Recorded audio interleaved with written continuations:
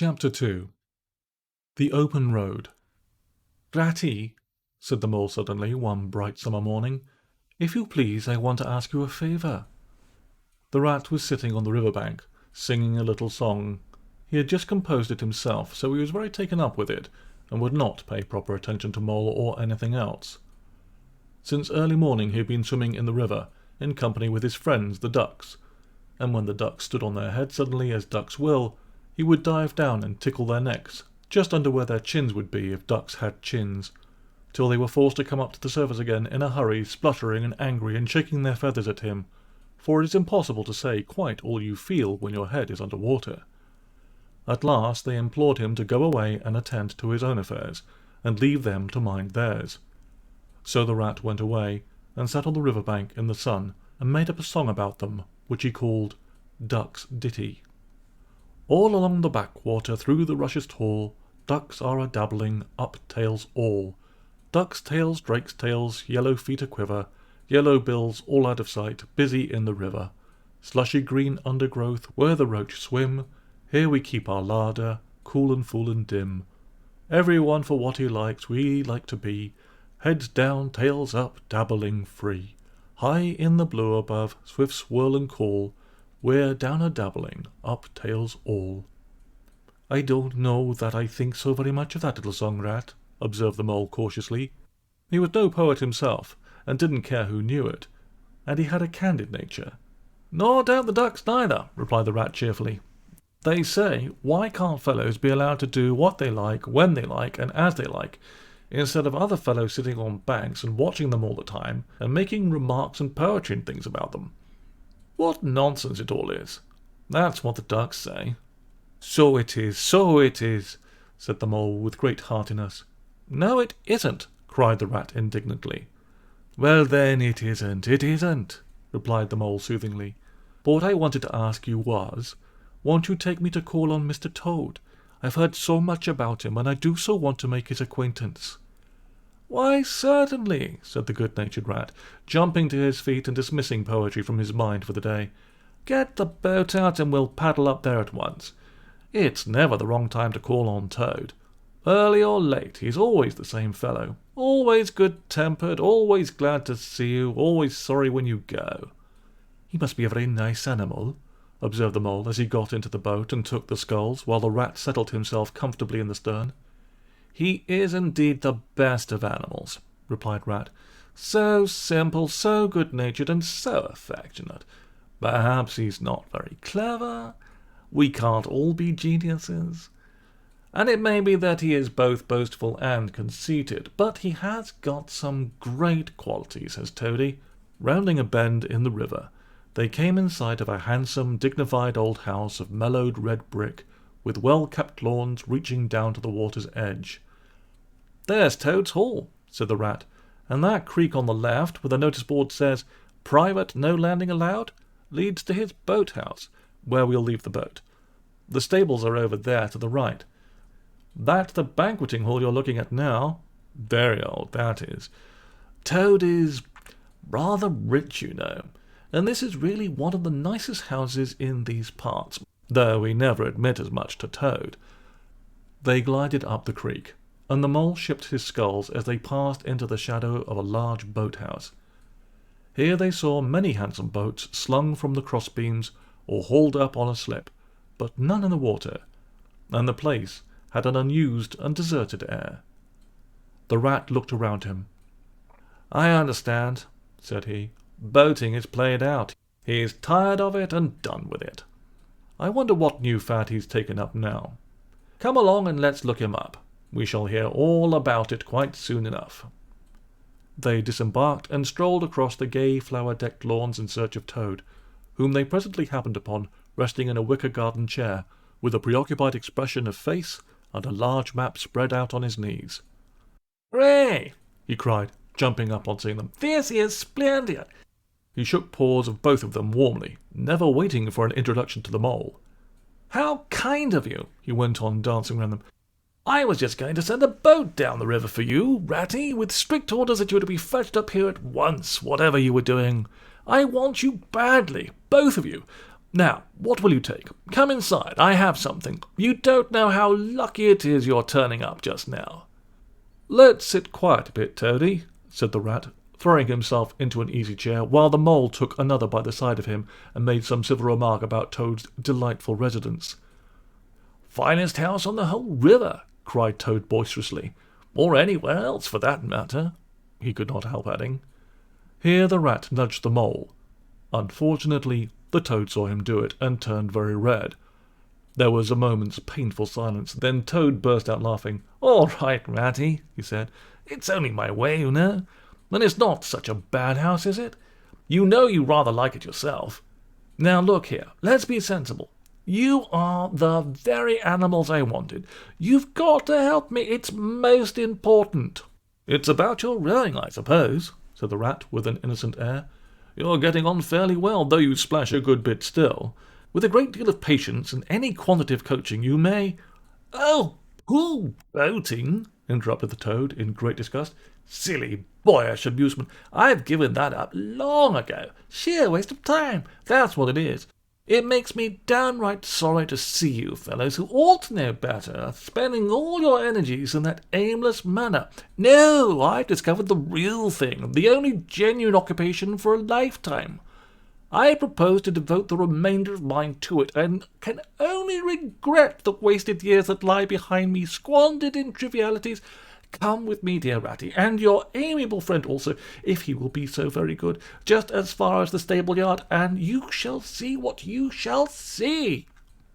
He led the way to the stable-yard accordingly, the Rat following with a most mistrustful expression, and there, drawn out of the coach-house into the open, they saw a gipsy caravan, shining with newness, painted a canary yellow, picked out with green and red wheels. "There you are!" cried the Toad, straddling and expanding himself. "There's real life for you, embodied in that little cart.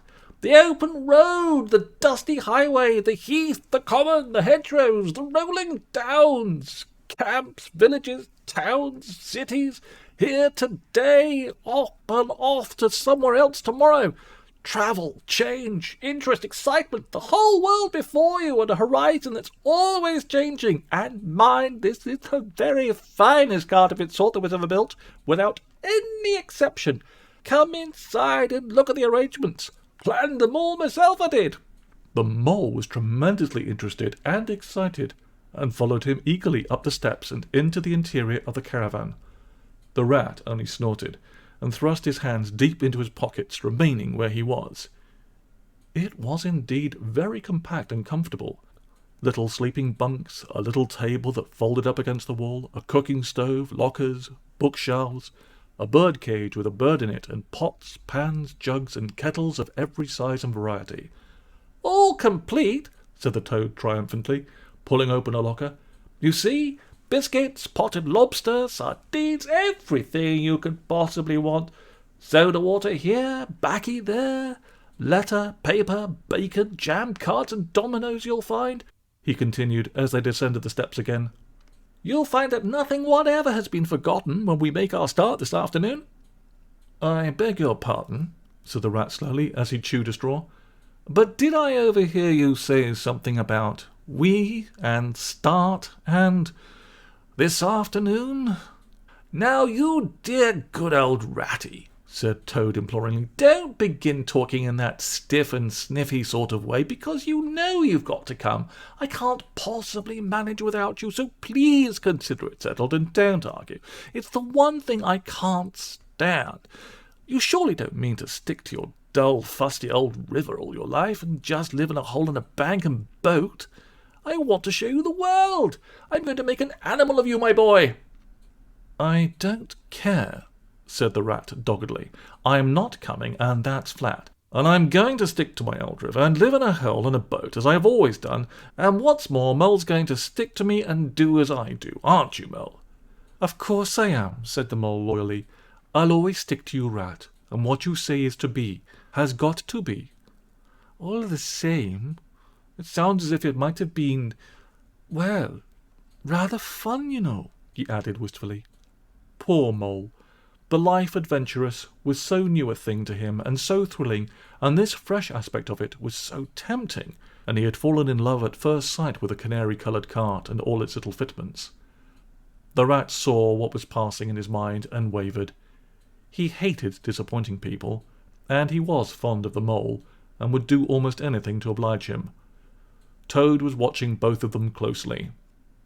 "Come along in and have some lunch," he said diplomatically, "and we'll talk it over. We needn't decide anything in a hurry. Of course, I don't really care. I only want to give pleasure to you fellows. Live for others, that's my motto in life." During luncheon, which was excellent of course, as everything at Toad Hall always was, the Toad simply let himself go. Disregarding the rat, he proceeded to play upon the inexperienced mole as on a harp. Naturally a voluble animal, and always mastered by his imagination, he painted the prospects of the trip and joys of the open life and the roadside in such glowing colours that the mole could hardly sit still in his chair for excitement. Somehow it soon seemed taken for granted by all three of them that the trip was a settled thing, and the rat, though still unconvinced in his mind, allowed his good nature to override his personal objections. He could not bear to disappoint his two friends, who were already deep in schemes and anticipations, planning out each day's separate occupation for several weeks ahead. When they were quite ready, the now triumphant Toad led his companions to the paddock, and set them to capture the old grey horse who, without having been consulted, and to his own extreme annoyance, had been told off by Toad for the dustiest job in his dusty expedition. He frankly preferred the paddock, and took a deal of catching. Meantime, Toad packed the lockers still tighter with necessaries, and hung nose-bags, nets of onions, bundles of hay, and baskets from the bottom of the cart. At last the horse was caught and harnessed, and they set off, all talking at once, each animal either trudging by the side of the cart, or sitting on the shaft, as the humour took him. It was a golden afternoon. The smell of the dust they kicked up was rich and satisfying. Out of thick orchards on either side of the road, birds called and whistled to them cheerily. Good-natured wayfarers passing them gave them "good day," or stopped to say nice things about their beautiful cart, and rabbits, sitting on their front doors in the hedgerows, held up their forepaws and said, "Oh my, oh my, oh my!" Late in the evening, tired and happy and miles from home, they drew up on a remote common far from habitations, turned the horse loose to graze, and ate their simple supper sitting on the grass by the side of the cart. Toad talked big about all he was going to do in the days to come, while stars grew fuller and larger all around them, and a yellow moon, appearing suddenly and silently from nowhere in particular, came to keep them company and listen to their talk. At last they turned in to their little bunks in the cart, and Toad, kicking out his legs, sleepily said, "Well, good night, you fellows. This is the real life for a gentleman. Talk about your river." "I don't talk about my river," replied the patient rat. "You know I don't, Toad, but I think about it," he added pathetically in a lower tone. "I think about it all the time." The mole reached out from under his blanket, felt for the rat's paw in the darkness, and gave it a squeeze. "I'll do whatever you like, Ratty," he whispered. "Shall we run away tomorrow morning, quite early, very early, and go back to our dear old hole in the river?" "No, we'll see it out," whispered back the rat. "Thanks awfully, but I ought to stick by Toad till this trip is ended. It wouldn't be safe for him to be left to himself. It won't take very long, his fads never do. Good night." The end was indeed nearer than even the rat suspected. After so much open air and excitement, the Toad slept very soundly, and no amount of shaking could rouse him out of bed next morning. So the mole and rat turned to, quietly and manfully, and while the rat sorted the horse and lit a fire, and cleaned last night's cups and platters, and got things ready for breakfast, the mole trudged off to the nearest village, a long way off, for milk and eggs and various necessaries the Toad had, of course, forgotten to provide. The hard work had all been done, and the two animals were resting, thoroughly exhausted by the time Toad appeared on the scene, fresh and gay, remarking what a pleasant, easy life it was they were all leading now, after the cares and worries and fatigues of housekeeping at home. They had a pleasant ramble that day over grassy downs and along narrow by-lanes, and camped as before on the common. Only this time the two guests took care that Toad should take his fair share of work. In consequence, when the time came for starting next morning, Toad was by no means so rapturous about the simplicity of the primitive life, and indeed attempted to resume his place in his bunk, whence he was hauled by force. Their way lay, as before, across country by narrow lanes, and it was not until the afternoon that they came out on the high road, their first high road, and there disaster, fleet and unforeseen, sprang out on them. Disaster momentous indeed to their expedition, but simply overwhelming in its effect on the after-career of Toad. They were strolling along the high road easily, the mole by his horse's head talking to him, since the horse had complained that he was being frightfully left out of it, and nobody considered him in the least. The Toad and the Water Rat walking behind the cart talking together. At least Toad was talking, and Rat was saying at intervals, "Yes, precisely, and what did you say to him?" and thinking all the time of something very different. When far behind them they heard a faint warning hum, like the drone of a distant bee.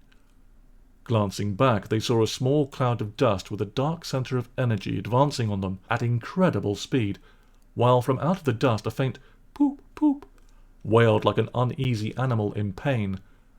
Hardly regarding it, they turned to resume their conversation, when in an instant, as it seemed, the peaceful scene was changed, and with a blast of wind and a whirl of sound that made them jump for the nearest ditch, it was on them. The poop, poop rang with a brazen shout in their ears.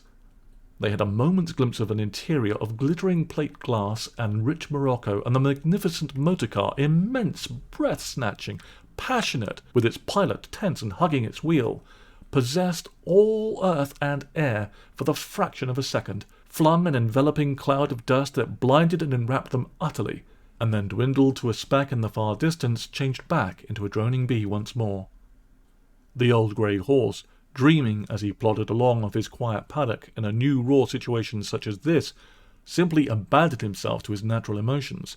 Rearing, plunging, backing steadily, in spite of all the mole's efforts at his head, and all the mole's lively language directed at his better feelings, he drove the cart backwards towards the deep ditch at the side of the road. It wavered an instant, and there was a heart-rending crash, and the canary-coloured cart, their pride and their joy, lay on its side in the ditch, an irredeemable wreck. The Rat danced up and down in the road, simply transported with passion. "You villains!" he shouted, shaking both fists. "You scoundrels! You highwaymen! You road hogs! I'll have the law of you! I'll report you! I'll take you through all the courts!" His homesickness had quite slipped away from him, and for the moment he was the skipper of the canary-coloured vessel, driven on a shoal by the reckless jockeying of rival mariners, and he was trying to recollect all the fine and biting things he used to say to the masters of steam launches, when their wash, as they drove too near the bank, used to flood his parlour carpet at home. Toad sat straight down in the middle of the dusty road, his legs stretched out before him, and stared fixedly in the direction of the disappearing motor-car. He breathed short, his face wore a placid, satisfied expression, and at intervals he faintly murmured, "Poop, poop." The mole was busy trying to quiet the horse, which he succeeded in doing after a time. Then he went to look at the cart, on its side, in the ditch. It was indeed a sorry sight. Panels and windows smashed, axles hopelessly bent, one wheel off, sardine tins scattered over the wide world, and the bird in the birdcage sobbing pitifully and calling to be let out. The Rat came to help him, but their united efforts were not sufficient to right the cart. "Hi, Toad!" they cried. "Come and bear a hand, can't you?" The Toad never answered a word or budged from his seat in the road. So they went to see what was the matter with him. They found him in a sort of trance, a happy smile on his face, his eyes still fixed on the dusty wake of their destroyer. At intervals he was still heard to murmur, "Poop, poop." The Rat shook him by the shoulder. "Are you coming to help us, Toad?" he demanded sternly. "Glorious stirring sight," murmured Toad, never offering to move.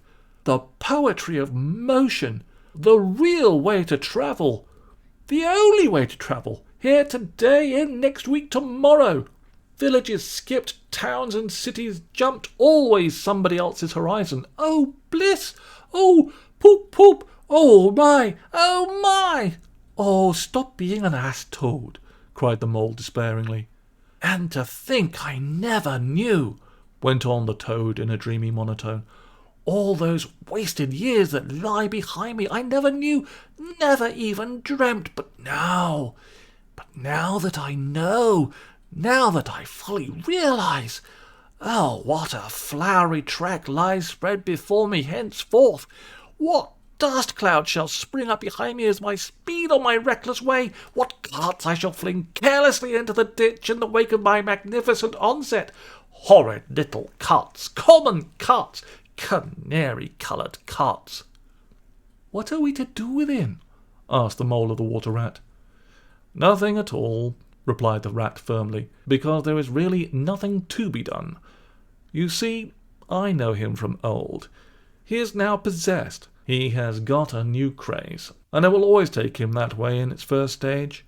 He'll continue like that for days now, like an animal walking in a happy dream, quite useless for all practical purposes. Never mind him. Let's go and see what there is to be done about the cart." A careful inspection showed them that, even if they succeeded in righting it by themselves, the cart would travel no longer. The axles were in a hopeless state, and the missing wheel was shattered into pieces. The Rat knotted the horse's reins over his back and took him by the head, carrying the birdcage and its hysterical occupant in the other hand. "Come on," he said grimly to the Mole. "It's 5 or 6 miles to the nearest town, and we shall just have to walk it. The sooner we make a start, the better." "But what about Toad?"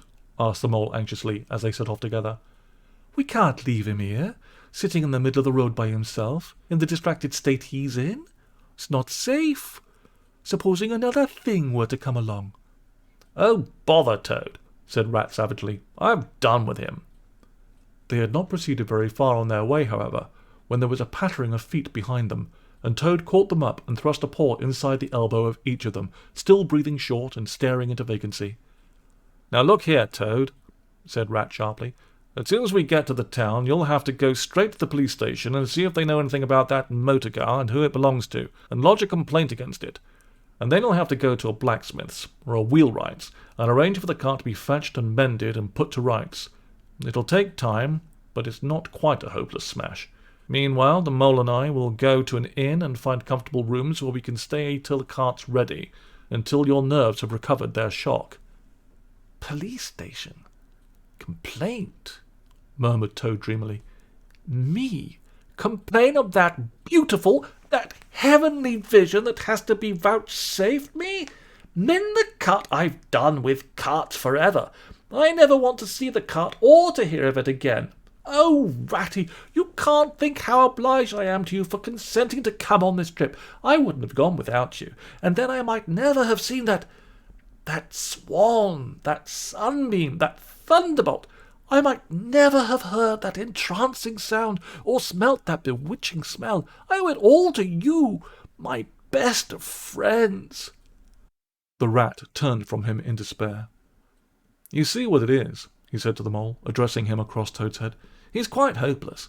I give it up. When we get to the town, we'll go to the railway station, and with luck we may pick up a train that'll get us back to the river bank tonight. And if you ever catch me going a-pleasuring with this provoking animal again," he snorted, and during the rest of that weary trudge addressed his remarks exclusively to Mole. On reaching the town, they went straight to the station and deposited Toad in the second-class waiting room, giving a porter 2pence to keep a strict eye on him. They then left the horse at an inn stable and gave what directions they could about the cart and its contents. Eventually, a slow train having landed them at a station not very far from Toad Hall, they escorted the spellbound, sleepwalking Toad to his door, put him inside it, and instructed his housekeeper to feed him, undress him, and put him to bed. Then they got out their boat from the boathouse, sculled down the river home, and at a very late hour sat down to supper in their own cosy riverside parlour, to the Rat's great joy and contentment. The following evening, the Mole, who had risen late and taken things very easy all day, was sitting on the bank fishing, when the Rat, who had been looking up his friends and gossiping, came strolling out to find him. "Heard the news?" he said. "There's nothing else being talked about all along the river bank. Toad went up to town by an early train this morning, and he has ordered a large and very expensive motor car."